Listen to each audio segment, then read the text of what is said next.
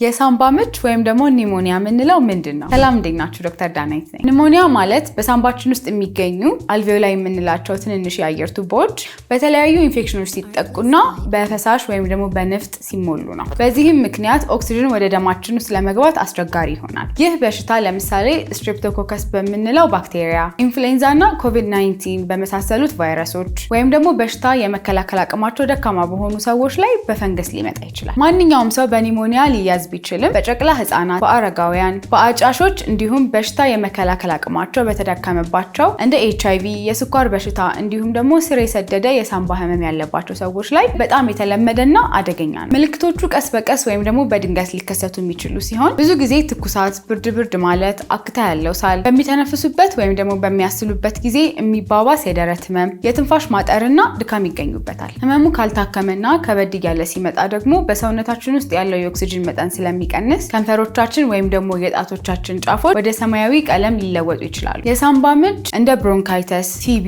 አስም ወይም የልብ ድካም ጋር ሊመሳሰል ስለሚችል ትክክለኛው ምርመራ ወሳኝነት አለው። ሐኪሞች በአካል ምርመራ፣ በደረት ኤክስሬይ እንዲሁም አንዳንዴ ደግሞ የደም ምርመራ ወይም ደግሞ አክታውን በመመርመር በሽታውን ያመጣውን ትክክለኛውን ጀርም ያረጋግጣሉ። ህክምናው እንደየመንስኤው ይወሰናል። በባክቴሪያ የሚመጣ የሳምባ ምች በአንቲባዮቲክስ የሚታከም ሲሆን በቫይረስ የሚመጣው ደግሞ እረፍት በማድረግ ፈሳሾች በመውሰድ እንዲሁም ደግሞ አንዳንዴ በቫይረስ መከላከያ መድኃኒቶች ይድናል። በፈንገስ ለሚመጣውም የሳምባ ምች የፈንገስ መድኃኒቶች ያስፈልጉታል። ከበድ ላሉ ሁኔታዎች ደግሞ የኦክሲጅን ህክምና እንዲሁም ሆስፒታል መተኛት ሊያስፈልግ ይችላል። ሳይታከም ከተተወ የሳምባ ምች ፕሉራል ኢፊዥን የምንለውን ፈሳሽ በሳምባ ዙሪያ መቋጠር እንዲሁም ሴፕሲስ የምንለውን ከቁጥጥር ውጭ የሆነውን ወደ ሰውነት የተሰራጨ ኢንፌክሽን እንዲሁም የሳምባ ስራ ማቆምና ICU ገብቶ በማሽን እስከ መተንፈስ ሊያደርሰን ይችላል። ስለዚህም ኒሞኒያን ለመከላከል በጋራ በምንጓዝባቸው ፐብሊክ ትራንስፖርቶች ውስጥ መስኮቶችን በመከፋፈት እጆቻችንን ቶሎ በመታጠብ ክትባቶችን በመውሰድ እንዲሁም ሰውነታችን የበሽታ መከላከል አቅሙ እንዳይቀንስ ጥሩ ላይፍ ስታይሎችን በመከተል መከላከል እንችላለን። ይህ መረጃ ጠቃሚ ሆኖ ካገኛችሁት አካውንቴን ፎሎ አድርጉልኝ። አመሰግናለሁ።